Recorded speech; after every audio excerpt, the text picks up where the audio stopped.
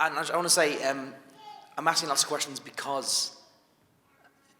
not because I don't like you, but because I like you. Does that make sense? Yeah, for sure. When you're, putting everything you said together, when your mother said, implied that you were, oh my goodness, you were so impossible to save, and yet it's happened. Do you think she was wrong to believe that you were particularly impossible to save? And if so, where does this impression that LGBTQ people are particularly hard to reach come from if it's wrong? Yeah, I think it's kind of what I said. I think it's a very difficult thing to wrestle with queer sexuality and the created order of God, and a lot of people won't take the gulp of the glass because it's too painful, and they'll just go with either I repress myself and hide it, which doesn't work, or, in my view, going completely with it and not allowing it to be tested in the life of God. And saying, well, you're a bigot if you say anything other than absolute affirmation. And I think that's why my mother, she could see, she's a very emotionally and existentially intelligent person. So it wasn't so much that she thought innately, because I'm gay, I'm somehow not reachable by God, but that I was so angry and so filled with this sense of being rejected by God and the church and myself, actually, because it was such a battle to go against those voices in myself. Like that radical self-disclosure was what I chose, the angsty gay activist voice that I still have in myself. And I think it's an important voice to listen to, actually, as hard as it is for some of us, who might not like to listen to it. There is still some truth in it, right? But it's not ultimately the place that you come to peaceable wholeness. So I think that's what my mum could see. And she was just amazed that God's supernatural love had reached that and touched that place. And so, I think that's, in the way, like what seems impossible on the surface is actually extremely possible with God. And that's kind of what I want to say is, I absolutely believe, the gay person is just as, loved and wanted by God. But that there is that challenge and that differentiation that's so hard that straight people might not, as in that area, wrestle with, as it's not the same kind of difficulty. So I think that's what she meant by that, But I also think you could say there is an unhealthy dualism in our culture that sees gay as anti-God and straight as pro-God. And I think that's problematic, and I think we have to break that.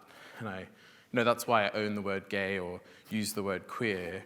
And my next book is going to be about how we can lead our queerness towards holiness, and that's where it finds its rest, rather than kind of against holiness in that dualism that our culture has kind of freighted. I mean, hello, we've just had an election. And unfortunately, I think it's so bad for LGBTQI plus people, that dualism. Because, I know not every LGBTQI plus person is going to take now these might be new terms to use, side B position like me. Side B is gay celibate or in a mixed orientation marriage, which means a heterosexual marriage. Well, not functionally, but the partners are two different orientations. And this does happen in about 15 to 20% of cases of side B Christians. So side B Christians embrace the idea that there's a gay identity that can be used by God, but they remain celibate or, in situations which respect that marriage is between a man and a woman and sex within that. And then you have side A Christians who are not convinced that God would have a problem with a gay marriage or union, and they go after that. And I think we can be generous to each other because this isn't just a moral question, it's a theodicy question, whilst disagreeing well and with conviction and love. So that's kind of what I felt has actually fitted the model. And I'll tell one story that you might find interesting. Is, I was studying at St. Andrews University doing my master's in theology, and there was a side A Christian there, lesbian, she prefers queer, person called Taylor, and I've actually done an interview with her about our friendship, and we both hated each other for 6 months. It took us a long time to get over the difference of our ethical convictions, and I was just as guilty and she was just as guilty of that. But slowly we kind of got over ourselves, and I said, hey, hi, awkward, right? traitor, it's so easy just to have a gay marriage. Oh, what are you giving up? You know, she's like, traitor, you're giving up queer liberation. You know? So, yeah, you can imagine. And I said, do you want to have some waffles and coffee? And she was like, okay, sounds good. What day? It was really awkward. And so we meet, and like our heart rate's high, and kind of like the Church of England right now. And, and we're having our waffles. And she said, I was raised in a far-right Republican family that believed that gay people were agents of Satan and that the American Constitution was equally as inspired as the Bible. And I was like, what? And she's like, yeah, so the idea of side B and gay celibate and all that, like, no, because it just reminds me of that world, and I'm done with that world, but I want Jesus. And I was like, oh, that kind of makes sense. And then I told her my story, and she was like, oh, you make me want to be side B, oh! You know? And I think this beautiful vulnerability was forged through hearing each other's stories. And now we do speaking events. And she's amazing because she says to me, it's really easy for me. I don't have a problem with non-repressive celibacy. Go ahead, David. Do that. I don't even have a problem with mixed orientation marriage as long as the person is honest about their orientation. So, you know. But David does have a problem if I get married. And David does think that I probably shouldn't be an elder in the church. And I was like, oh, yeah, kind of. It does still matter, you know. And so actually, it's really easy for me because I've got all cultural power. I've got the whole of society on my side. David's got to suffer all his way through his life being completely misunderstood and cancelled by progressive people and conservative people. So am I going to make his life worse? No, I'm not. Thank you very much. And David's also taught me that I had an idol of marriage and that I thought romantic love and sexual love would save me from, you know, myself or whatever. So she's me about her faith. As far as I can across my own ethic to love her in solidarity, even if I might differentiate in fellowship. So that's kind of where we've reached in the gay Christian world that I think is the most positive with differentiation. Yeah. That was a long answer, but thank you for your question. Thank you very much, David. That was very inspiring. Thank you. I come from a very conservative, reformed, Calvinistic background. Yep. And as you can imagine, even just the way you presented yourself would have turned the 99% of the people that I've mixed with in my life. Do you have any examples of either you teaching or you just getting alongside churches like the one that I'm part of and like the one that I've grown up in, and actually seeing them come to the way that you presented the gospel and be able to speak? Give me some hope. What was your name? Josh. Josh. Amazing question. I'm going to start with the bad news. And the bad news, I would say, is that is probably the group I struggle with the most and have been the most wounded and hurt by and cancelled. Which is a sign to me, and this is what I want them to think about, is are you really living by the Holy Spirit? Because yes, there is a way in which we need correction and we need reproach and we need, you know, that kind of hard truth element. But where's the love gone? And I'm Reformed, like I'm an Anglican. I believe in, you know, I've got also some high church proclivities as well because I love Eucharist, and other things. But I feel like what's happening is modernity has split and splintered the church. And all the bits that are supposed to be together as one have become these silos and these factions.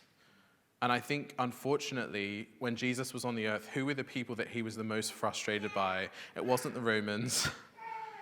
It was the teachers of the law, the scribes and the Pharisees, who used the law to block themselves from the presence of God because of their own shame about their sin and their own lack of adoption, their own lack of mystical connection to God in real time.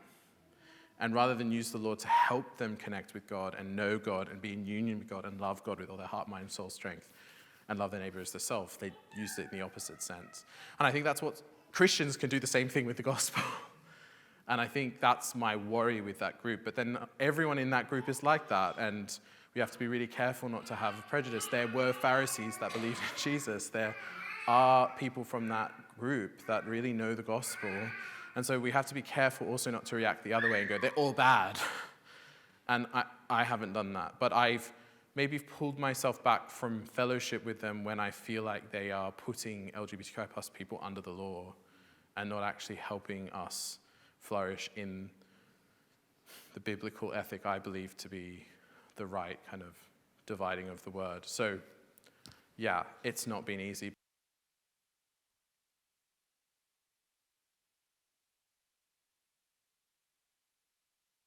Look for that.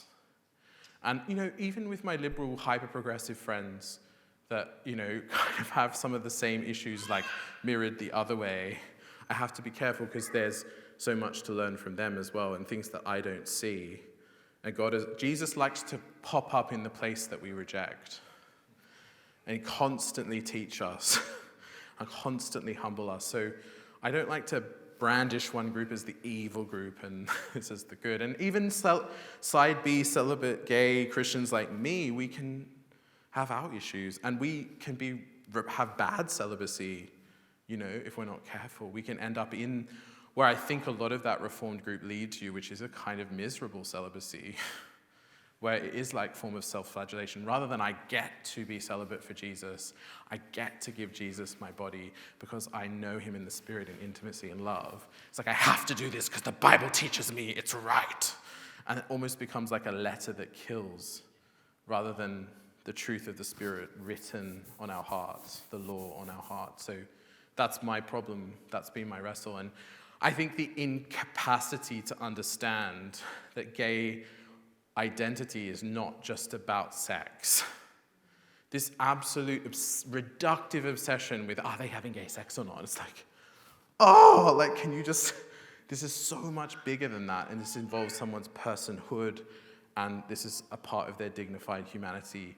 And of course you can have a gay orientation, that's not something you chose. You're not culpable for that. You are held responsible with how you choose to live that out eventually. But even then, there's so much grace because you didn't choose to put yourself into this situation. So that lack of a theodicy element, just the morality, almost makes the New Testament on these questions into a law. And I think that's super dangerous.